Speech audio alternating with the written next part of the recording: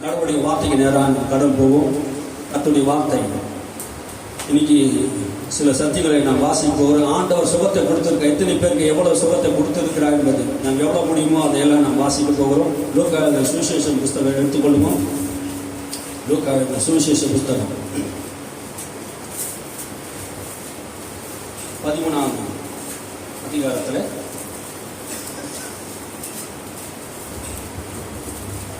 10ஆம் வசனத்திலிருந்து வாசிப்போம். ஒரு ஓய்வு நாளில் அவர் ஜெப ஆலயத்தில் போதகம் பண்ணி கொண்டிருந்தார். அப்பொழுது 18 வருஷமாய் பலவீனப்படுத்தும் ஆவியை கொண்ட ஒரு ஸ்திரீ அங்கே இருந்தாள். அவள் எவ்வளவும் நிமிரக்கூடாத கூனியாய் இருந்தாள். இயேசு அவளை கண்டு தம்மிடத்தில் அழைத்து, ஸ்திரீயே, உன் பலவீனத்தினின்று விடுதலையாக்கப்பட்டாய் என்று சொல்லி அவள் மேல் தமது கைகளை வைத்தார். உடனே அவள் நிமிர்ந்து தேவனை மகிமைப்படுத்தினாள்.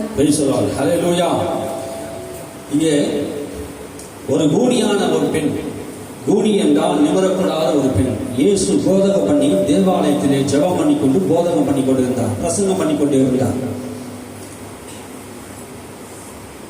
இயேசு தேவாலயத்தில் போய் பிரசங்கம் பண்ணி கொண்டே இருந்தார். அப்போ பிரசங்கம் பண்ணுகிற வேலையிலே போதகம் பண்ணி கொண்டு இருக்கும் போது, அப்போது 18 வருஷமாய் கூனியாய் இருந்த சபையிலே 18 வருஷமா ஒரு சபைக்குள் வந்து கொண்டிருக்கிற ஒரு பெண்ணுடைய பார்க்கிறார். அவள் என்ன பண்ணுகிறான்? கூனியா இருந்தால் அவளை நிமிரக்கூடாதபடி கூனியா இருந்தாள் என்று வேதம் சொல்லுது. ஏன் அவள் நிமிரக்கூடாதபடி கூனியா இருந்தால்? ஏன் அவள் நிமிரக்கூடாதபடி கூனியா இருந்தால்? வசனம் சொல்லுது, அவளை இயேசு கண்டு அழைத்து, நீ ஸ்திரீயே, உன் பலவீன வாசிங்க. 18 வருஷமாய் பலவீனப்படுத்தும் ஆவியை கொண்ட ஒரு ஸ்திரீ அங்கே இருந்தால். அது 12ஆம் வசனம் வாசிங்க. இயேசு அவளை கண்டு தம்மிடத்தில் அழைத்து, ஸ்திரீயே, உன் பலவீனத்தினின்று விடுதலையாக்கப்பட்டாய். உன் பலவீனத்திலிருந்து விடுதலையாக்கப்பட்டாய், உன் நோயிலிருந்து விடுதலையாக்கப்பட்டாய். 18 வருஷமா சபைக்கு வந்து அவர் வியாதி சுகமாகல. 18 வருஷமா ஒரு திருசபைக்கு போயிருக்கிறார், வியாதி சுகமாக இருந்தார். அப்போது இயேசு அந்த ஆலயத்துக்கு போனார். எந்த ஆலயத்துக்கு? அவர் கூனியா இருந்த ஆலயத்துக்கு. பாருங்க, யோசிச்சு பாருங்க. இன்னைக்கு சபைக்கு வருகிறோம், ஆனா சபையில வியாதி சுகமாகிறது கிடையாது அநேக திருசபைகளில். ஏன்னா சுகம் தேவன் கொடுக்கிறார் என்று நம்புகிறது இல்லை. இன்னைக்கு இயேசு உயிரோடு கூட இருக்கிறார். ஆமென், ஹல்லேலூயா. இன்னைக்கு அநேக மக்களை ஆண்டவர் குணப்படுத்திக் கொண்டே இருக்கிறார். நீ 18 வருஷமாய் வியாதி படுக்கையில் இருந்தாலும் சரி, 38 வருஷம் வியாதி படுக்கையில் இருந்தாலும் சரி, 8 வருஷம் நீ வியாதி படுக்கையில் இருந்தாலும் சரி, கர்த்தர் உன்னை குணமாக்குற தேவனா இருக்கிறார். ஹல்லேலூயா. 38 வருஷமாய் ஒரு மனுஷன் வியாதியா இருந்தான். இங்க பாருங்க, ஒரு 12 வருஷமா வியாதியா இருந்தால். இங்க பாருங்க, 18 வருஷமாய் பலவீனப்படுத்திக் கொண்டிருக்கிற ஒரு அசுத்தாவி. எந்த அசுத்தாவி என்று வாசிங்க. அவள் மேல் தமது கைகளை வைத்து வாசிங்க. ஸ்திரீயே, உன் பலவீனத்தினின்று விடுதலையாக்கப்பட்டாய் என்று சொல்லி அவள் மேல் தமது கைகளை வைத்தார். அவர் மேல் தங்கள் கைகளை வைத்தார். அதுக்கு முன்னாடி ஒரு வசனம் சொல்லுது, ஸ்திரீயே, உன் பலவீனத்திலிருந்து விடுதலையாக்கப்பட்டார் என்று சொல்லி, விடுதலையாக்கப்பட்டார் என்று சொல்லி அப்படின்றார்.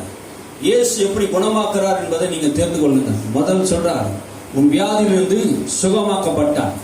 18 வருஷமாய் அவர் கூனியா இருந்தா, நிமிரக்கூடாதபடி. இந்த கூனிக்கு ஏன் அவர் நிமிரக்கூடாதபடி கூனியா இருந்தா காரணம் என்ன? வேதம் சொல்லுகிறது அந்த இடத்துல, சாத்தான் 18 வருஷமா அவர் என்ன பண்ண கட்டி வைத்திருந்தான். அப்போ வியாதியை யார் கொடுக்கிறது? நிமிரக்கூடாதபடி, கடவுளை பார்க்க கூடாதபடி, உன்னை அவமானப்படுத்தி, நூனப்படுத்தி, வெக்கப்படுத்தி, உன்னை நிமிரக்கூடாதபடிக்கு, உன் தலையை உயர்த்தக்கூடாதபடிக்கு உன்னை அவமானப்படுத்துகிறவன் தான் பிசாசு. அவன் என்ன பண்றான்? 18 வருஷமாய் அவர் நிமிரக்கூடாதபடி கூனியா இருக்கிறான். அவள் எலும்புகளை எல்லாம் வளைத்து அவளை வியாதிப்பட்டவளாய், நோய்பட்டவளாய், ஒருத்தர் கூட அவன் நிமிர்ந்து பார்க்க முடியாது. 18 வருஷமா நீங்க ஒரு 2 நிமிஷம் குனிஞ்சு இருக்க முடியுமா? ஒரு 2 நிமிஷம் நீ குனிஞ்சு இருக்க முடியுமா? பார்த்தா முடியாது. அவள் 18 வருஷமா வியாதிப்பட்டு பலவீனப்பட்டு இருந்தாள். இயேசு அவள் பார்த்து சொல்றா, உன் பலவீனம் உன்னை விட்டு நீங்கிட்டு என்று சொல்லி அவர் என்ன பண்ண? அவர் மேல் கைகளை வைத்தார். நம்முடைய பலவீனத்திலே ஆண்டவருடைய பலன் பூரணமாய் விளங்கும். ஹல்லேலூயா. அவர் நம்மை குணமாக்குற தேவன், அற்புதங்கள் செய்கிற தேவன். அவர் எந்த நாளில் அதை செய்தார் என்றால், ஓய்வு நாளிலே சுத்தமாக்கப்படினாலே ஜெபாலய தலைவன் கோபம் அடைந்து, ஜெபாலய தலைவனுக்கு ஒரு கோபம் வந்துச்சு. என்னன்னா, இது ஓய்வு நாள் அல்லவா? கர்த்தருடைய பரிசுத்த நாள் அல்லவா? இந்த நாள்ல வந்து ஏன் நீங்க சுகம் அடைகிறீங்க? 18 வருஷமா வியாதியா இருந்த இவருக்கு இயேசு சுகம் கொடுத்ததை இந்த ஜெபாலய தலைவனுக்கு அதை பொறுக்க முடியல பாருங்க. ஏன்னா இவன் பிரசங்கியாரு, 18 வருஷமா பிரசங்கம் பண்ணி இருக்கிறான், 18 வருஷமா சபையில பாஸ்டா இருக்கிறான், ஒரு சுகத்தை கூட கொடுக்க முடியல பாருங்க. தெய்வீக சுகத்தை வரல. இயேசு வந்து பிரசங்கம் பண்ணி ஜனங்களை சுகமாக்குற, வியாதிகளை துரத்துறாரு. பார்த்தோன்னே இவன் பேருக்கு நான் வச்சு ஒரு பங்கம் வந்துடுச்சு. நான் 18 வருஷமா பிரசங்கியா இருக்கிறேன், நான் யூத குலத்திலே பிரசங்கியா இருக்கிறேன், எனக்கு பேர் பெருமையா இருக்குது. இந்த மனுஷன் வந்து என்ன பண்ணாரு? ஓய்நாளிலே சொல்லணும், பொறாமையினாலே விரோதத்தினாலே இயேசு என்ன பண்ணாங்க? பகைச்சாங்க. 18 வருஷமா வியாதியிலே இருந்த அவனை கர்த்தர் சுகமாக்கினதை அவன் விரும்பவில்லை பாருங்க. பிசாசு விரும்பவே மாட்டான், எரிச்சல் அடைவான். அவங்களை குணமாக்கும்படியாக தேவன் விரும்புகிறான். ஆனா பிசாசு என்ன பண்றான்? எரிச்சலா இருக்கிறான், விரோதமா இருக்கிறான். அது வாசிங்க. இயேசு ஓய்வு நாளில் சுஸ்தமாக்கினபடியால் ஜெப ஆலய தலைவன் கோபமடைந்து ஜனங்களை நோக்கி, வேலை செய்கிறதுக்கு 6 நாள் உண்டு. வேலை செய்கிறதுக்கு 6 நாள் இருக்குது. 6 நாள் நீங்க என்ன பண்ணுவோம்? வேலை செய்யலாமே. நீங்க இந்த 7ஆம் நாள் என்ன பண்றீங்க? 6ஆம் நாள் ஓய்வு நாள் என்ன பண்றீங்க? சுகமாக்க வரீங்களே. வாசிங்க தொடர்ந்து. அந்த நாட்களிலே நீங்கள் வந்து சுஸ்தமாக்கிக் கொள்ளுங்கள், ஓய்வு நாளிலே அப்படி செய்யலாகாது என்றான். வேற ஏதாவது நாள்ல நீங்க என்ன பண்ணுங்க? வந்து சுகமாக்கலாமே. நீங்க வந்து ஓய்வு நாள்ல என்ன வந்து நீங்க சுகமாகறீங்க என்று ஓய்வு நாளை பெருசா எண்ணி பேசினாங்க. அந்த பரிசேயர்கள், அந்த ஆலய தலைவர்கள் எல்லாம் பொறாமைப்பட்டுக்கிறாங்க. யோசிச்சு பாருங்க என்ன நடக்குது பாருங்க. கீழே உள்ள வசனத்தை வாசிங்க. கர்த்தர் அவனுக்கு பிரதியுத்தரமாக, மாயக்காரனே, உங்களில் எவனும் ஓய்வு நாளில் தன் எருதையாவது தன் கழுதையாவது தொழுவத்திலிருந்து அவிழ்த்து கொண்டு போய் அதற்கு தண்ணீர் காட்டுகிறது இல்லையா? அவரை பார்த்து என்ன சொல்றாரு? இவர் 18 வருஷமா கூனியா இருந்தா, நிமிரக்கூடாத கூனியா இருந்தா, இவர் வியாதியை சுகமாக்குறது இந்த ஜெபாலய தலைவர் சந்தோஷப்படையணும் தவிர, மனமகிழ்ச்சி அடையணும் தவிர, அவன் என்ன செய்யறான்? கோபம் அடைகிறான், மக்களை பார்த்து திட்டான். உங்களுக்கு அறிவில்லையா? உங்களுக்கு சுகமாக்குறது இந்த ஓய்வு நாள் தான் வரணுமா? ஓய்வு நாள் என்ன வேலை உங்களுக்கு? சுகமாக்கணுமா? இந்த நாள் விட்டு வேற 6 நாள் இருக்குல்ல, அந்த 6 நாள் வந்து சுகமாக்க வேண்டியதானே என்று ஜனங்களை பார்த்து முறுமுறுக்கிறான், கோபம் அடைகிறான். கர்த்தர் அவனை பார்த்து சொல்றார், மாயக்காரனே. யாரை பார்த்து சொல்றாரு? அந்த ஜெபாலய தலைவனை பார்த்து, மாயக்காரனே, வேஷக்காரனே. இன்னைக்கு உலகம் முழுவதும் வேஷம் போட்டு கொண்டு இருக்கிறாங்க மாயக்காரர்கள். வியாபார ஸ்தலங்களாக மாற்றிக்கொண்டு இருக்கிற மாயக்காரர்களுக்கு இங்க அநேகர் உண்டு. பாருங்க, மாயக்காரனே, உங்களில் எவனாவது ஓய்வு நாளிலே ஒரு விஷயத்தை சொல்றார். ஓய்வு நாளிலே ஒரு கழுதை, ஒரு ஆடு மாடு தண்ணி தாகமா இருந்தா அதை கட்ட அவிழ்த்து என்ன பண்ணுவீங்க? தண்ணி கொடுத்தது இல்லையா? கேள்வி கேட்கிறார். தண்ணி கொடுக்க மாட்டீங்களா? அப்படி கேட்ட போது அவங்க அமைதியா இருக்கிறாங்க, யோசிக்கிறாங்க. ஒரு ஆடு மாடுக்கு நீங்க இரக்கமா இருக்கும் போது, 18 வருஷமா கூனியா இருக்கிற இவள் மேலே ஆபிரகாமின் குமார்த்தியா இருக்கிற இவளுக்கு நாம சுகத்தை கொடுக்காம இருக்க முடியுமா? ஆட்டு மேலையும் மாட்டு மேலையும் அது மேலே கரிசனையா இருக்கிறீங்களே ஓய்வு நாள்ல, அதுக்கெல்லாம் நீங்க தண்ணி காட்டுறீங்களே. ஆனா 18 வருஷமா இவ கூனியா இருக்கிறாள், நிமிரக்கூடாத கூனியா இருக்கிறாளே. இயேசு என்ன சொல்ல வருகிறார்னா, மனுஷன் மேல ஆண்டவர் அக்கறை உள்ளவரா இருக்கிறார். அவனை குணமாக்க வேண்டும், அவன் வியாதியிலிருந்து சுகப்பட வேண்டும் என்று ஆண்டவர் விரும்பினான். ஆண்டவர் சொல்றார் பாருங்க, இதோ சாத்தான் 18 வருஷமாய் கட்டியிருந்தான் ஆபிரகாம் குமார்த்திகளை ஓய்வு நாளிலே இந்த கட்டியிருந்த அழுக்க வேண்டியதல்லவா? வாசிங்க, சத்தியமத்தை வாசிங்க. அவிழ்க்க வேண்டியது இல்லையா? 18 வருஷம் சாத்தான் ஒரு பிடியிலே வைத்திருக்கிறான், வியாதி என்கிற பிடியிலே வைத்திருக்கிறான். அந்த வியாதியிலிருந்து கர்த்தர் அவனை குணமாக்க வேண்டும் என்று தேவன் விரும்பினார். ஆண்டவர் என்ன பண்ணாரு? அதை செய்தார். 17ஆம் வசனத்தை வாசிங்க. அவர் அப்படி சொன்ன போது அவரை விரோதித்திருந்த அனைவரும் வெட்கப்பட்டார்கள். ஜனங்கள் எல்லாரும் அவரால் செய்யப்பட்ட சகல மகிமையான செய்திகளை குறித்தும் சந்தோஷப்பட்டார்கள். அவரை விரோதித்த எல்லாரும் வெட்கப்பட்டார்கள். எதற்காக வெட்கப்பட்டார்கள்? அவர் செய்த சொன்ன காரியங்களை யோசித்து பார்த்தாங்க. ஆடு மாடுகளுக்கே நாங்க இவ்வளவு செய்றீங்களே, 18 வருஷமா கட்டப்பட்டிருக்காளே, இவரை நான் கட்டவிழ்க்க வேண்டாமா? வேத வசனம் சொல்லுது, பிசாசு கொல்லவும் அழிக்கவும் வருகிறான், வேறொன்றுக்கு வரான். அவன் தீமை செய்கிறவனா வருகிறான். ஒவ்வொரு மனிதனும் அவன் கட்டி வைக்கிறான். வியாதி என்கிற கட்டுகள், பலவீனம் என்கிற கட்டுகள், பாவம் என்கிற கட்டுகள், மரண கட்டுகள், சாபத்தின் கட்டுகள், தரித்திர கட்டுகள், இப்படியாப்பட்ட கட்டுகளினாலே நம் மனிதன் என்ன பண்ணிக்கிறான்? கட்டி வைத்திருக்கிறான். நீ ஒரு எந்த கட்டுகளில் இப்ப இருந்தாலும் சரி, ஒருவேளை மனவேதனையில் இருந்தாலும் சரி, நீ குணமடையாமல் இருந்தாலும் சரி, இருதயத்து துக்கத்தோடு நீ வந்திருந்தாலும் சரி, இயேசு இன்னைக்கு ஆண்டவர் உங்களை குணமாக்குறவரா இருக்கிறார், உங்கள் கட்டுகளை அழுக்கிறவரா இருக்கிறார். அல்லேலூயா. இன்னைக்கு ஆண்டவர் உங்களை குணமாக்குவார், ஆண்டவர் உங்களை சுகப்படுத்துவார். ஆண்டவர் நம்பி வருகிற உங்களை யாவருக்கும் ஆண்டவர் அந்த அப்படியாப்பட்ட அற்புதத்தை ஆண்டவர் உங்களுக்கு செய்வார். வருத்தப்பட்டு பார சுமக்கிற எல்லாரும் என்னிடத்திலே வாருங்கள், நான் உங்களுக்கு இளைப்பாறுதல் தருகிறேன். இந்த உலகத்தில் எவ்வளவு பெரிய வருத்தங்கள் உங்களுக்கு இருக்கலாம். ஒருவேளை கண்ணீரோடு நீங்க வந்திருக்கலாம், துக்கத்தோடு நீங்க வந்திருக்கலாம், வேதனையோடு நீங்க வந்திருக்கலாம், ஒருவேளை பலவீனத்தோடு நீங்க வந்திருக்கலாம். ஆண்டவர் உங்களை கட்டுகளை அவிழ்த்து உங்களை சுகமாக்குறவர் விரும்புகிறார். அல்லேலூயா. இதை கேட்ட ஜனங்கள் எல்லாரும் சந்தோஷப்பட்டு தேவன் என்ன பண்றாங்க? மகிமைப்படுத்தினார்கள். அவரை விரோதித்த யாவரும் வெட்கப்பட்டார்கள். அல்லேலூயா. ஒரு காலத்துல ஆண்டவர் அது மாதிரி காரியங்கள்லாம் உங்களுக்கு வாழ்க்கையில் செய்ய போறார். பாருங்க, உங்களை விரோதமாய் பார்த்தவர்கள், உங்களுக்கு விரோதமாய் பேசினவர்கள் எல்லாம் வெட்கப்பட்டு போவார்கள். கர்த்தருடைய நாம மகிமைக்காக உங்களுக்கு நான் சொல்லுகிறேன். வாசிங்க யோவான் எழுதின சுவிசேஷம் 5ஆம் அதிகாரத்திலே 1ஆம் வசனத்திலிருந்து 13ஆம் வசனம் வரை நாம் வாசிப்போம். அவன் அங்க ஒரு 38 வருஷமாய் ஒரு மனிதன் வியாதி படுக்கையில் இருந்தான். 18 வருஷமா கூனியா இருந்தவள் இவள். 38 வருஷமா. வாசிங்க. இவைகளுக்கு பின்பு யூதருடைய பண்டிகை ஒன்று வந்தது. அப்பொழுது இயேசு எருசலேமுக்கு போனார். எபிரேய பாஷையிலே பெதஸ்தா என்னப்பட்ட ஒரு குளம் எருசலேமில் ஆட்டு வாசல் அருகே இருக்கிறது. அதற்கு 5 மண்டபங்கள் உண்டு. அவைகளிலே குருடர், சப்பானிகள், சூம்பின உறுப்புடையவர்கள் முதலான வியாதிக்காரர் அநேகர் படுத்திருந்து தண்ணீர் எப்பொழுது கலங்கும் என்று காத்து கொண்டிருப்பார்கள். ஏனெனில் சில சமயங்களிலே தேவதூதன் ஒருவன் அந்த குளத்திலே இறங்கி தண்ணீரை கலக்குவான். தண்ணீர் கலங்கின பின்பு யார் முந்தி அதில் இறங்குவானோ அவன் எப்பேற்பட்ட வியாதியஸ்தனாய் இருந்தாலும் சொஸ்தமாவான். 38 வருஷம் வியாதி கொண்டிருந்த ஒரு மனுஷன் அங்கே இருந்தான். படுத்திருந்த அவனை இயேசு கண்டு அவன் வெகு காலமாய் வியாதியஸ்தன் என்று அறிந்து அவனை நோக்கி, சொஸ்தமாக வேண்டும் என்று விரும்புகிறாயா என்று கேட்டார். அதற்கு வியாதியஸ்தன், ஆண்டவரே, தண்ணீர் கலக்கப்படும் போது என்னை குளத்தில் கொண்டு போய் விடுகிறதற்கு ஒருவரும் இல்லை. நான் போகிறதற்குள்ளே வேறொருவன் எனக்கு முந்தி இறங்கி விடுகிறான் என்றார். இயேசு அவனை நோக்கி, எழுந்திரு, உன் படுக்கையை எடுத்துக்கொண்டு நட என்றார். பாருங்க, பெதஸ்தா குளம் எபிரேய பாஷையிலே, எபிரேய மொழியில் பெதஸ்தா என்கிற குளத்திலே, அந்த குளத்திலே ஒரு மண்டபம் இருந்தது. அது ஆட்டு மண்டபம் என்று சொல்லப்படுது. அந்த மண்டபத்திலே அநேக குருடர்கள், சப்பானிகள், மூடர்கள் எல்லாம் படுத்து கொண்டிருந்தார்கள்.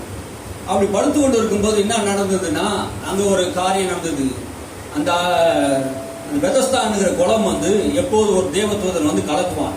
அப்படி கலக்கி முடிச்சிட்ட உடனே அந்த குளத்துல காத்திருக்கிறாங்க, சுகத்துக்காக காத்திருக்கிறாங்க பாரு. அவங்க எப்பேற்பட்ட வியாதியா இருந்தாலும் யார் ஒருவன் முதல் போய் அங்க குளத்துல விழுகிறானோ ஆண்டவர் அவனை என்ன பண்ணுவாரு? குணமாக்கிடுவார். இதுதான் அங்க நடக்குது. ஆனா இங்க ஒரு மனுஷன் 38 வருஷமா காத்திருக்கிறான், வெகு காலமாய் காத்திருக்கிறான். வெகு காலமாய் அவனுக்கு சுகம் கிடைப்பதற்காக அவன் காத்து கொண்டு இருக்கிறான். அவனுக்கு உதவி செய்வதற்கு யாரும் இல்லை. அவன் அப்படியாப்பட்ட சூழ்நிலையில் இருக்கிறான்.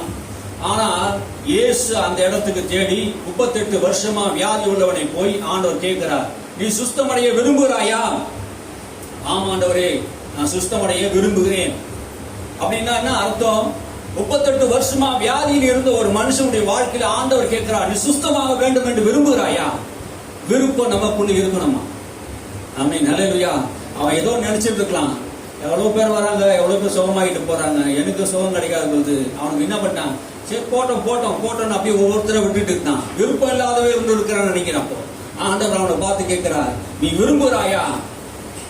அப்போ அவன் சொல்றான், ஆமா ஆண்டவரே, நான் விரும்புகிறேன், என்னை சுத்தமாக்கும்படியாக அவன் கேட்டிருப்பான் நினைக்கிறேன். அப்போ விருப்பம் நமக்குள் இருக்கும் போதுதான் சுகம் நமக்கு கிடைக்கிறது. பாருங்க, ஆண்டவர் அவனை பார்த்து சொல்கிறாய், படுக்கையிலிருந்து அவனை இயேசு கண்டு அவன் வெகு காலமாக வியாதிசன் என்று அறிந்து அவனை நோக்கி, சுத்தமாக வேண்டும் என்று விரும்புகிறாயா என்றார். நமக்குள்ள அந்த விருப்பம் இருக்கிறது. அதுக்கு அவன் சொல்றாரு, 8ஆம் வசனம் வாசிங்க. இயேசு அவனை நோக்கி, எழுந்து உன் படுக்கையை எடுத்துக்கொண்டு நட. எழுந்து உன் படுக்கையை எடுத்துக்கொண்டு நட. எத்தனை வருஷமா நீ படுக்கையில் இருப்ப? எத்தனை வருஷமா நீ பலவீனமா இருப்ப? 38 வருஷமா நீ பலவீனமா இருந்தது போதும். நீ வியாதியில் இருந்தது போதும். உன் படுக்கையில் இருந்தது போதும். உன் படுக்கையை எடுத்துக்கொண்டு நட. அவர் தான் சொல்ற, எப்படி சுகமாக்குறார்? வார்த்தையை அனுப்பி சுகமாக்குறார்.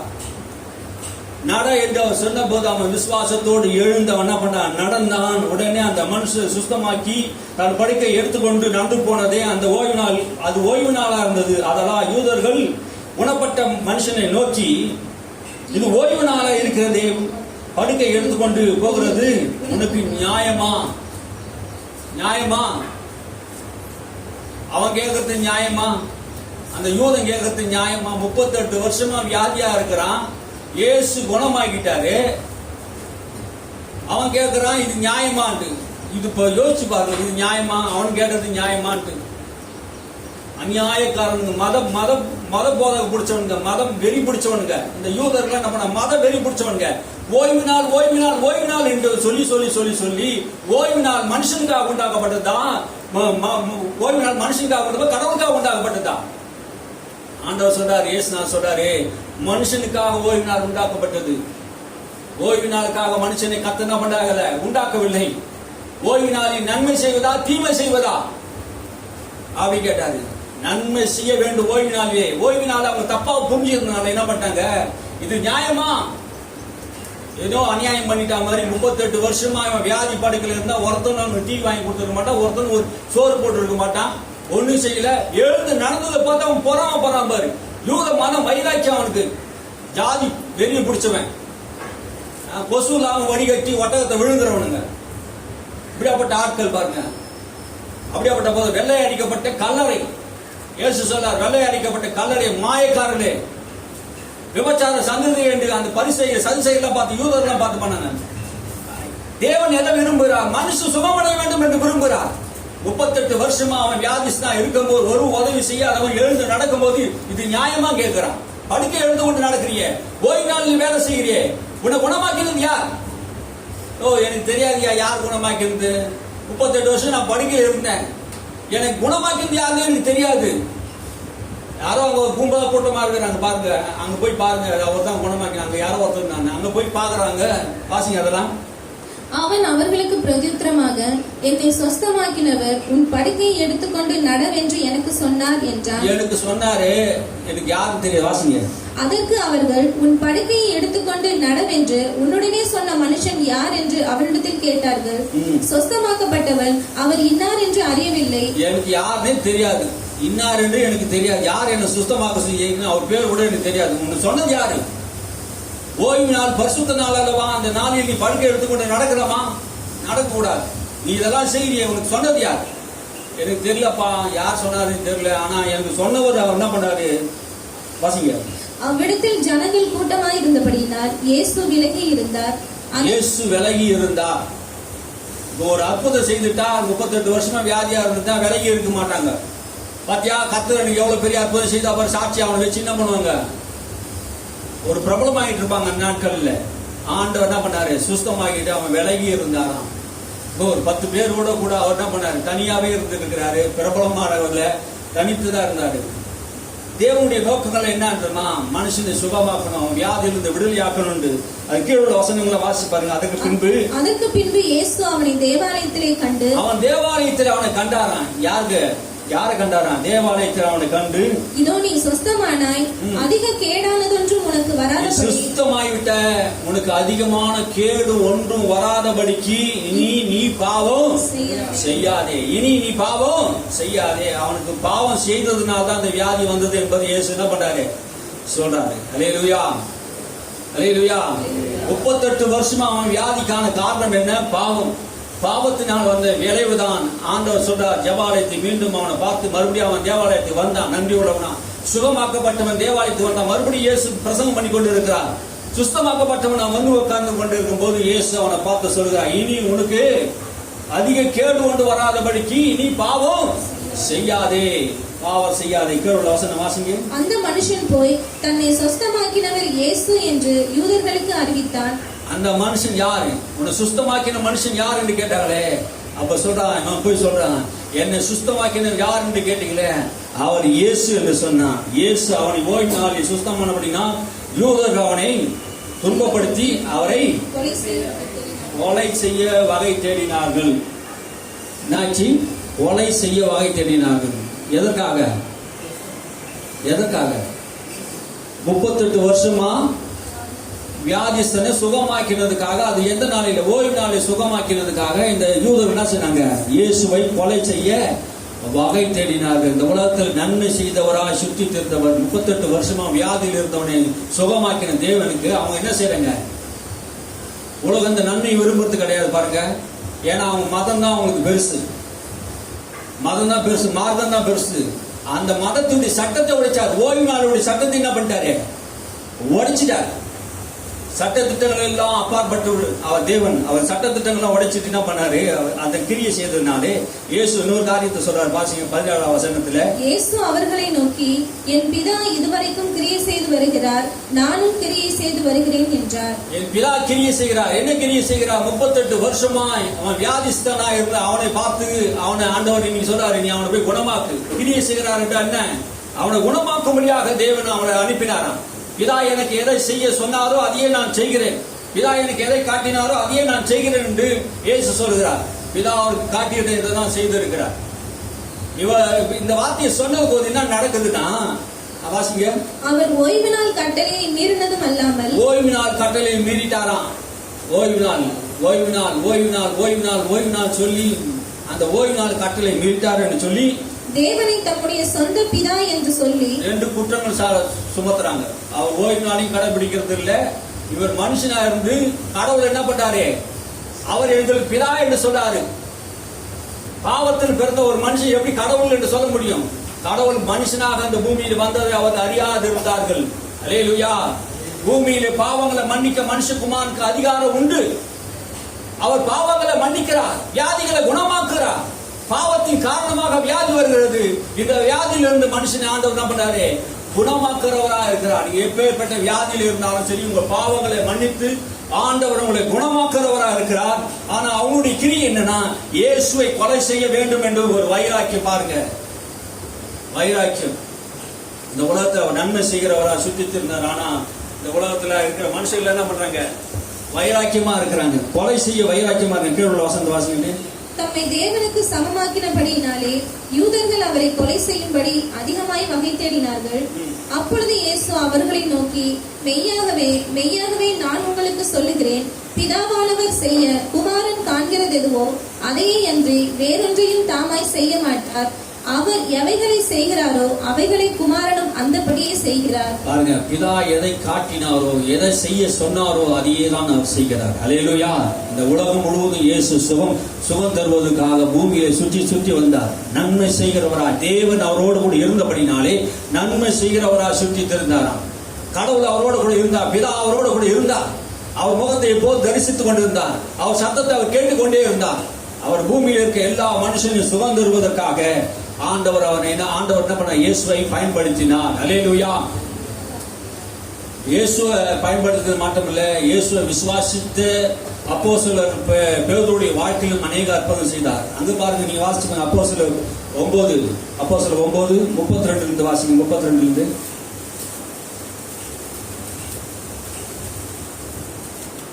பேதுரு போய் எல்லாரையும் சந்தித்து வருகையில் அவன் நித்தாவூரிலே குடியிருக்கிற பரிசுத்தவான்களிடத்திற்கு போனான். அங்கே 8 வருஷமாய் கட்டிலின் மேல் திமிர்வாதம் உள்ளவனாய் கிடந்த ஐனேயா என்னும் பேருள்ள ஒரு மனுஷனை கண்டான். பேதுரு அவனை பார்த்து, ஐனேயாவே, இயேசு கிறிஸ்து உன்னை குணமாக்குகிறார், நீ எழுந்து உன் படுக்கையை நீயே போட்டுக்கொள் என்றான். உடனே அவன் எழுந்திருந்தான். நித்தாவூரிலே சாரோனில் குடியிருந்தவர் எல்லோரும் அதை கண்டு கர்த்தரிடத்திலே திரும்பினார்கள். அல்லேலூயா. பேதுரு ஒரு பயணத்தை புறப்பட்டு போகிறார். சபையெல்லாம் விசாரிப்பதற்காக புறப்பட்டு போகிறார். அப்போ புறப்பட்டு போகும்போது ஐனேயா என்கிறவன் ஒரு திமிர்வாதத்திலே 8 வருஷமா கட்டிலே படுத்து கொண்டு இருக்கிறான். எங்க படுத்துனா 8 வருஷமா பாருங்க. 18 வருஷமா அவர் கூணி இருந்தால், 38 வருஷமா திமிர்வாதக்காரன் ஒரு கடஸ்தா குளத்தில் இருந்தான். இங்க ஒருத்தன் கட்டில படுத்து கொண்டு இருக்கிறான். எத்தனை வருஷமா? 8 வருஷமா. 8 வருஷமா அவன் படுத்து கொண்டு இருக்கும் போது சொல்றா, 8 வருஷமாய் அவன் கட்டிலுமே திமிர்வாதமாய் கிடந்த ஐனாயவே என்னும் பேர் உள்ளவனை மனுஷனை கண்டு பேதுரு அவனை பார்த்து, ஐனாயவே, இயேசு கிறிஸ்து உன்னை குணமாக்குகிறார். யார் உன்னை குணமாக்குகிறார்? இயேசு கிறிஸ்து உன்னை குணமாக்குகிறார். ஆமென். ஹல்லேலூயா. நான் உங்களுக்கு சொல்றேன், இயேசு கிறிஸ்து இன்னைக்கு உங்களை குணமாக்குகிறார். உங்கள் ஆவியிலே, ஆத்மாவிலே, சரீரத்திலே ஆண்டவர் என்ன பண்ண போறாரு? குணத்தை தரப்போறார், சுகத்தை தரப்போறார், ஆரோக்கியத்தை தரப்போறார். அல்லேலூயா, அல்லேலூயா. கர்த்தருடைய சுகத்தை நீங்க பெற போறீங்க. இயேசு கிறிஸ்துவனை குணமாக்குறார். பேதுருக்குள்ள இருந்த அதே தேவன் நமக்குள்ள இருக்கிறார். என் நாமத்தினாலே நீங்க புறப்பட்டு போங்க, வியாதிகளை சுஸ்தமாக்குங்கன்னு சொன்னார். அவர் நாமத்தினாலே நீங்க நம்ம என்ன பண்ணுறோம்? இயேசுவின் நாமத்தை கட்டளிடணும். இயேசு கிறிஸ்துவனை குணமாக்குறார் என்று சொல்லுகிறார். நாம எப்படி சொல்லணும்? வியாதியை எப்படி சுகமாக்கணும்? இயேசுவின் வியாதியிலிருந்து பலவீனம் நீங்கியது என்று சொல்லி அவர் மேல் கைகள் வைத்தார். இங்கே பேதுரு என்ன சொல்றாரு? இயேசுவை குணமாக்குறார். வார்த்தை அனுப்பி குணமாக்குற தேவன் முதலாவது என்ன செய்றாரு? வார்த்தை அனுப்புகிறார். சுகமாக்குவதற்காக வார்த்தை அனுப்புகிறார். அவனை குணமாக்குறார் என்று சொன்ன போது அவன் படுக்கை எடுத்துக்கொண்டு எழுந்து நடந்தான் என்று வேதம் சொல்லுது. நீங்க அநேகருடைய படுக்கையை எடுத்துக்கொண்டு எழுந்து நடக்கக்கூடிய ஆற்றலை தேவன் வல்லமை என்ன பண்ண வெளிப்படுத்துகிறார். அல்லேலூயா, அல்லேலூயா. மதுரையில தமக்கு மைதானத்தில் T.L. ஆஸ்மான் என்கிற ஒரு தேவ மனிதன் இந்தியாவில் 61வது ஆண்டு இந்தியாவுக்கு வந்தார். அங்க நான் அதை கவனிச்சு பார்த்தோம். 61வது ஆண்டு 1961வது ஆண்டிலே தமக்கு மைதானத்திலே வெறும் கிராம பட்டணமா இருந்த கிராமப்புறத்தில் இருந்த மக்கள், லட்சக்கணக்கான மக்கள் அங்க கூடி வந்திருந்தாங்க. T.L. ஆஸ்மான் அந்த பிரசங்கத்திலே கிறிஸ்துவ ஜீவனை குறித்து பேசுறார், சுவிசேஷத்தை குறித்து பேசுறார். அவர் அநேக ஜனங்க தங்களை ஒப்பு கொடுத்த போது அவருக்காக ஜெபிக்கிறார். எத்தனை முடவர் தெரியுமா? சொல்லப்போனா கிட்டத்தட்ட 2 லாரி அளவுக்கு அந்த கட்டையை வச்சு நடப்பாங்க. அந்த லாரி கட்டை நடத்துக்கு அந்த கட்டை எதுக்கு வச்சிருப்பாங்க? ஊனி நடக்கிறதுக்கு. அப்புறம் அந்த ஷூ மாதிரி போடுவாங்க ஆண்டில், அது தள்ளு வண்டியில் தள்ளிட்டு வந்தாங்க. சில பேர் அந்த குழந்தைகள்லாம் பார்த்தேன், அப்படியே தரையோட தவழ்ந்துகிட்டே வந்தாங்க. இதெல்லாம் ஆரம்பத்திலிருந்து அந்த கேமரா எடுத்தாங்க பாரு, அதை நான் பார்த்துக்கிட்டே இருந்தேன். இது 1961 நடந்தது, நம்ம பிறகுக்கு முன்னாடி இது நடந்தது.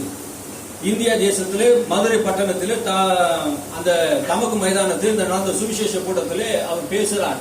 பேசி முடிச்சோன்னா ஜபம் பண்றாரு. ஆயிரக்கணக்கான மக்கள் ஆண்டவர் சுகமாக்குறார். கண்ணு தெரியாதவன கண்ணு தெரியுது. குஷ்டரோகி எல்லாம் குஷ்டரோகம் அப்படி மாறுது. அதுக்கு முன்னாடி குஷ்டரோகத்தை காட்டுறாங்க, அது ஒரு வெள்ளப்படத்தில் தான். குஷ்டரோகம் மாறுது. சப்பானியா நடந்து வந்தவன், தவழ்ந்து கொண்டே வந்தவன், அவன் எழுந்து நடக்கிறான், ஓடுறான். ஏன்னா இயேசு கிறிஸ்து குணமாக்குறார் என்பதை விசுவாசித்தாங்க, நம்பினாங்க.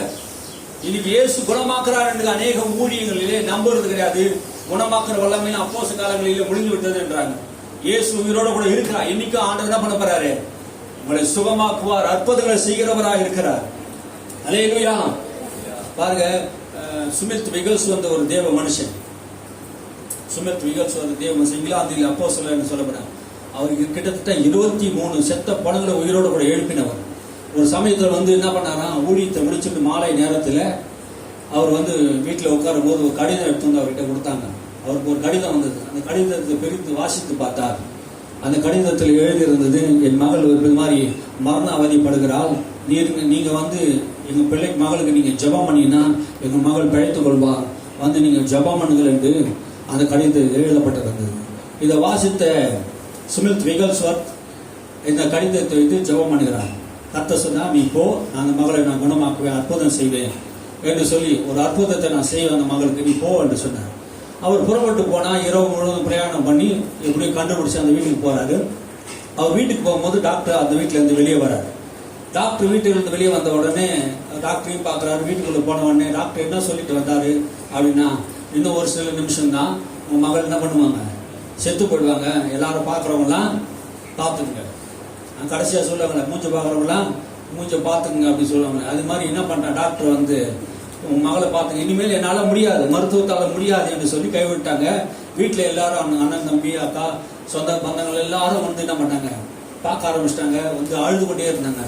சுமித் விகல்ஸ்வர்த் சொன்னாராம், நீங்க எனக்கு ஒரு கடிதம் எழுதிங்கன்னா அந்த ஊழிக்காரன் நான் வந்திருக்கிறேன் அப்படின்னா, நான் உங்க மகளுக்காக ஜெபம் பண்ண வந்துக்கிறேன்.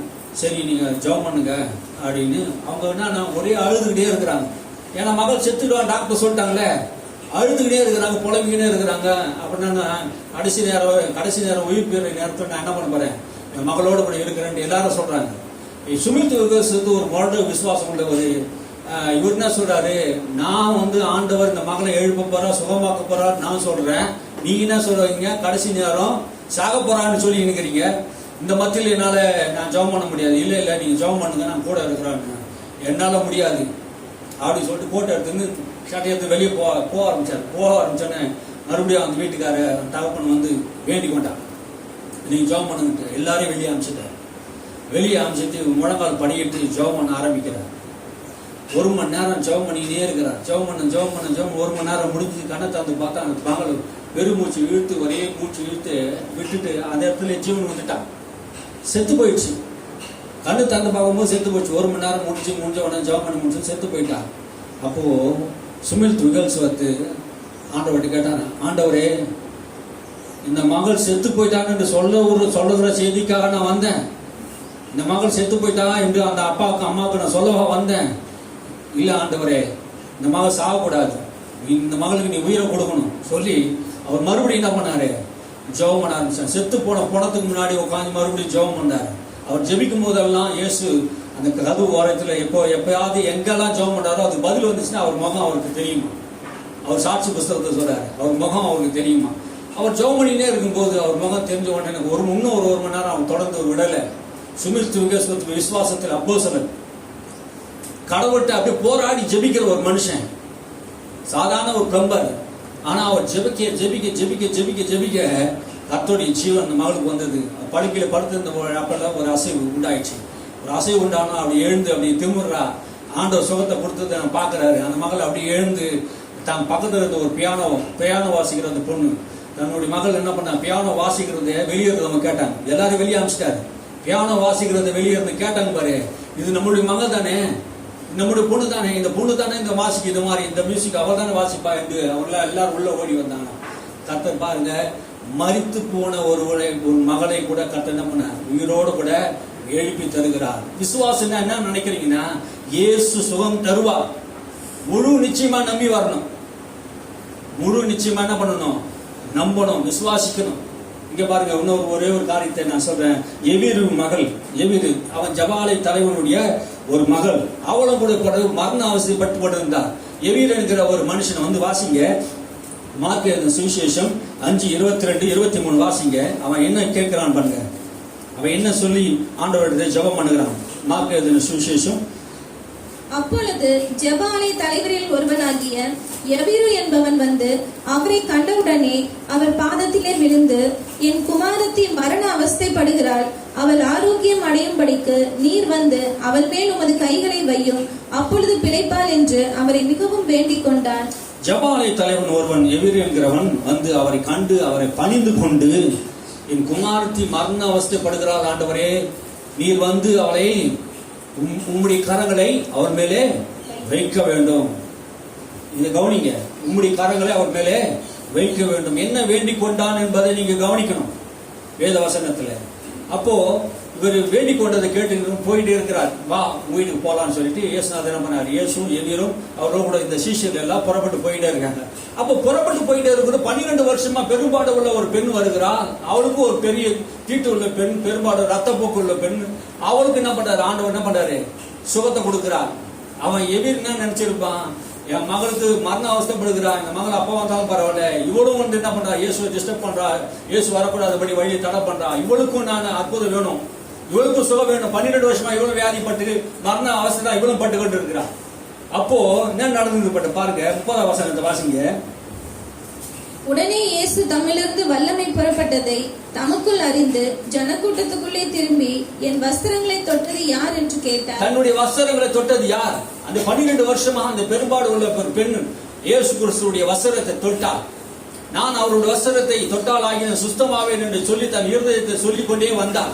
நான் போய் இயேசுடைய வஸ்திரத்தை தொடுவேன், சுத்தமாவேன் என்று சொன்னார். இயேசுடைய வஸ்திரத்தை தொட்ட உடனே இயேசு இருந்த சுகமாக்குற வல்லமை அவளுக்குள்ளே புகுந்தது. இயேசுக்குள்ள இருந்த அந்த சுகமாக்குற வல்லமை அவளுக்குள்ள வந்த பொழுது அவ சரீரம் ரத்த ஊரல் நின்று போயிட்டு அவ சுத்தமடைந்தார். இயேசு தன்னை தொட்டது யார் என்று அவரை பார்க்கும்படியாக அவர் கண் சுற்றி இருந்தது. வாசிங்க. அவருடைய சீஷர்கள் அவரை நோக்கி, திரளான ஜனங்கள் உம்மை நெருக்கிக் கொண்டிருக்கிறதை நீர் கண்டும் என்னை தொட்டது யார் என்று கேட்கிறீரே என்றார்கள். இதை செய்தவளை காணும்படிக்கு அவர் சுற்றிலும் பார்த்தார். இதை செய்தவளை காணும்படியாக அவர் சுற்றி பார்த்தார். எதை செய்தவள்? இயேசுடைய வஸ்திரத்தை, அவருடைய இருந்த வல்லமையை, சுகமாக்குற வல்லமையை பெற்றுக் கொள்கிறார். அல்லேலூயா. தன்னுடைய விசுவாசத்தினாலே இயேசு வந்து சுகமாக்குறங்க. இயேசு வந்து ஜெபிக்கல, எந்த காரியத்தை செய்யல. ஆனா இங்க என்ன நடக்குதுன்னா, இயேசுடைய வஸ்திரத்தை தொடுகிறது மூலமா நான் குணமடைவேன் என்று சொல்லி வந்தார். அதுதான் விசுவாசம். அல்லேலூயா. அந்த விசுவாசத்தை அவர் சொல்லி வருகிறார், அவர் குணமடைகிறார். பாருங்க, வாசிங்க. தன்னிடத்தில் சம்பவித்ததை அறிந்த அந்த ஸ்திரீயானவள் பயந்து நடுங்கி அவர் முன்பாக வந்து விழுந்து உண்மையெல்லாம் எல்லாவற்றையும் சொன்னாள். அவருக்கு பயந்து இயேசுடைய வசனத்தை அவர் லூதர் தொட்டா தீட்டு தானே, அவர் பயந்து வந்து கீழே விழுந்து அவர் சொல்றார், தனக்கு நடந்த எல்லாவற்றையும் சொல்கிறார். 12 வருஷமா வியாதிப்பட்டு இருந்தேன், என் சொத்துக்கள் எல்லாம் வித்தேன், மருத்துவமனைக்கு எல்லாத்தையும் கொடுத்தேன், கொஞ்சமா குணமாகல, கொஞ்சம் கூட குணமாகல, சப்தாய குணமாகல.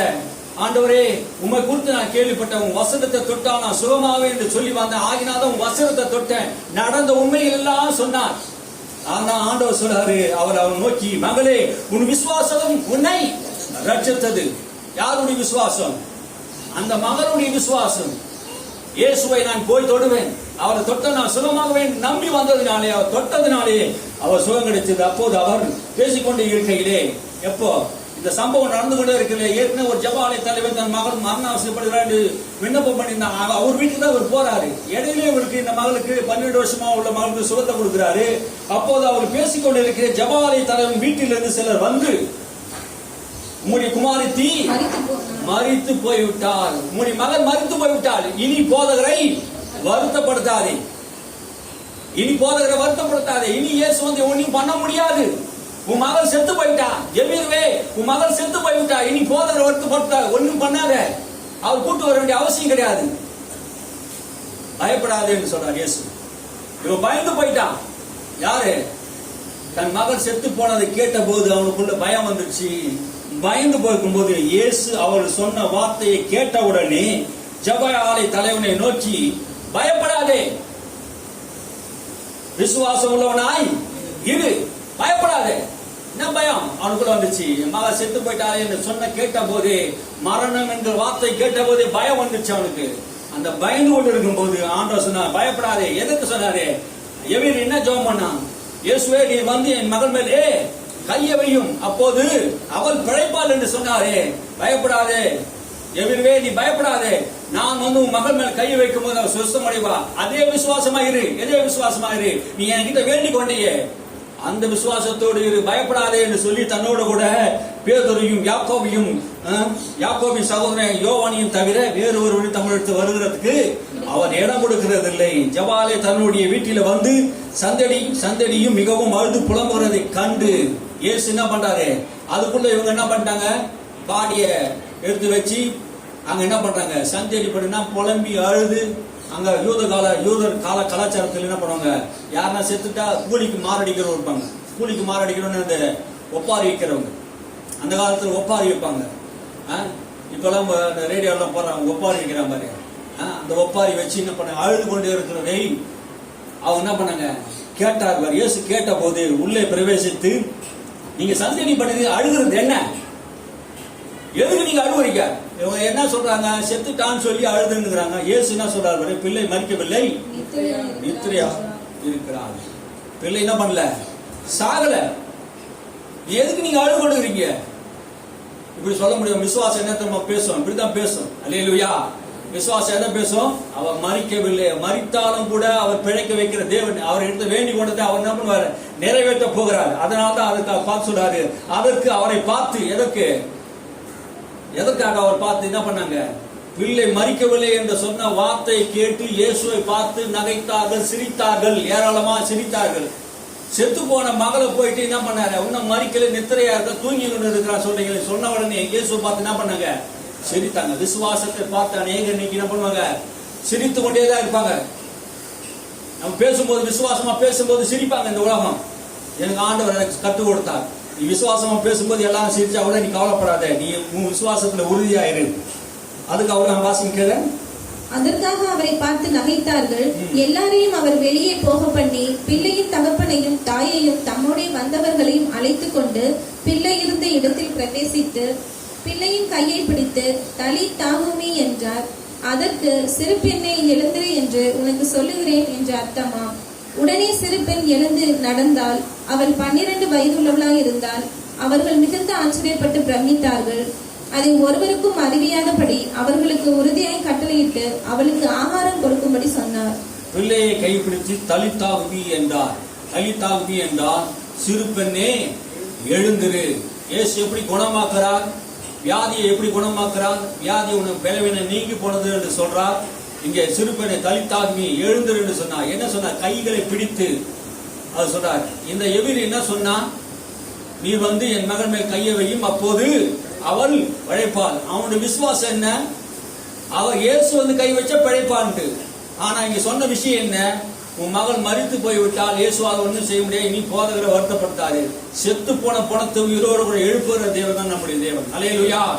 லாசரு செத்து போய் நாரி போயிருந்தா 4 நாள் ஆயிடுச்சு. ஆண்டவர் விட்டாரா? விடல. லாசரு எழுந்து வெளியே வா.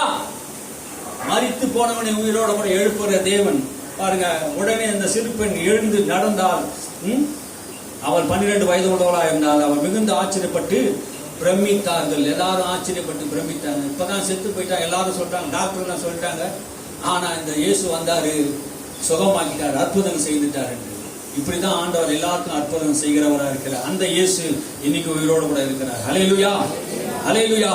எல்லாம் அப்படியே எழுந்திருக்கும். அது 38 வருஷமா இருந்தாலும் சரி, அது 18 வருஷமா இருந்தாலும் சரி, அது 8 வருஷமா இருந்தாலும் சரி, எத்தனை வருஷமா இருந்தாலும் சரி, ஆண்டவர் உங்களை குணமாக்குற தேவனா இருக்கிறார், அற்புதங்கள் செய்கிற தேவனா இருக்கிறார். எல்லா கண்களை மூடி கர்த்தரை ஸ்தோத்திரிப்போமா. ஆண்டவரே உமக்கு ஸ்தோத்திரம் ஆண்டவரே, ஸ்தோத்திரம் ஆண்டவரே, ஸ்தோத்திரம் கர்த்தாவே, ஸ்தோத்திரம் ஆண்டவரே. கர்த்தாவே உமக்கு ஸ்தோத்திரம். நீ நேற்றும் இன்றும் என்றும் மாறாத தேவன், நீ வல்லமையுள்ள தேவன், மகிமையான தேவன், அற்புத தேவன் ஆண்டவரே. நீ சுகமாக்குற தேவன். 38 வருஷமா பெதஸ்தா குளத்தில் இருந்தவனை பார்த்து நீ சுகத்தை விரும்புகிறாயா என்று கேட்டபோது, ஆண்டவரே நான் விரும்புகிறேன், என்னை குணமாக்கும் என்று அவன் ஜெபித்த போது, ஆண்டவரே படுக்கை எழுந்து நட என்று சொன்னீர். ஆண்டவரே 38 வருஷமாக வியாதியில் இருந்தவனை நீ சுகமாக்கின தேவன். 18 வருஷமாய் கூடியா இருந்த ஆபிரகாமின் குமார்த்தி வியாதிப்படக்கூடாது என்பது பிசாசினால் கட்டப்பட்டு இருந்த அறிந்து ஆண்டவர் அவனை குணமாக்கினான். நீ வியாதியில கட்டப்பட்டு இருந்தாலும், நீ எத்தனை வருஷமா அவனை கட்டி வைத்திருந்தாலும், இயேசு உன்னை குணமாக்குற தேவனா இருக்கிறார், அற்புதங்களை செய்கிற தேவனா இருக்கிறார். நீ திமிர்வாதமா இருந்தாலும் சரி, ஆண்டவரை உன்னை குணமாக்குறான். இயேசு கிறிஸ்து நேற்றும் இன்றும் மாறாதவர் இருக்கார். அதுக்காக கர்த்தரை ஸ்தோத்திரிப்போம், எல்லா கர்த்தரை ஸ்தோத்திரிப்போம். ஹல்லேலூயா. இயேசு உயிரோடு கூட இருக்கிறார். மரித்த எவீருடைய மகளை கர்த்தர் உயிரோடு கூட எழுப்பினார். உங்கள் சரீரங்கள் மரித்து இருக்கலாம், உங்கள் சரீரங்களை டாக்டர் ஏதோ சொல்லி இருக்கலாம். ஆண்டவர் உங்களுக்கு சொல்லுகிறார், உன்னை குணமாக்குறார். ஐநாயாவே உன்னை இயேசு கிறிஸ்து உன்னை குணமாக்குறார் என்று சொன்னது போல உங்கள் பேரை சொல்லி ஆண்டவர் சொன்னார், உங்களை குணமாக்குற தேவன், உங்களுக்கு சுகமாக்குற தேவன், உன்னை அழிவுக்கு தப்பி வைக்கிற தேவன், அவர் மரணத்துக்கு உன்னை தப்பி வைக்கிற தேவன், அவர் வார்த்தை அனுப்பி உன்னை குணமாக்குற தேவன். அவர் தழும்பலாலே நீங்கள் குணமானீர்கள். அவர் உங்கள் நோய்கள் எல்லாம் ஏற்றுக்கொண்டார். உங்களுக்கு அவரை சாபத்திலிருந்து உங்களை மீட்டுக் கொண்டார். நீங்க அடைய வேண்டிய எல்லா நியாய தீர்ப்பிலிருந்து இயேசு அந்த விடுதலையாக்கி உங்களை ரட்சித்திருக்கிறார். இயேசு கிறிஸ்து ரத்தம் சகல பாவங்களை கழுவி உன்னை குணமாக்குறது. பாவத்தினால் வந்த வியாதிகள் இயேசு உன்னை குணமாக்குறார். பாவத்தை கழுவி குணமாக்குறார். பாவத்தை மன்னிக்க அவருக்கு அதிகாரம் உண்டு. இயேசு நம் பாவங்களை மன்னிக்கிறவராக இருக்கிறதுக்காக ஸ்தோத்திரிப்போமா. ஸ்தோத்திரம் ஆண்டவரே, ஸ்தோத்திரம் ஆண்டவரே, ஸ்தோத்திரம் ஆண்டவரே.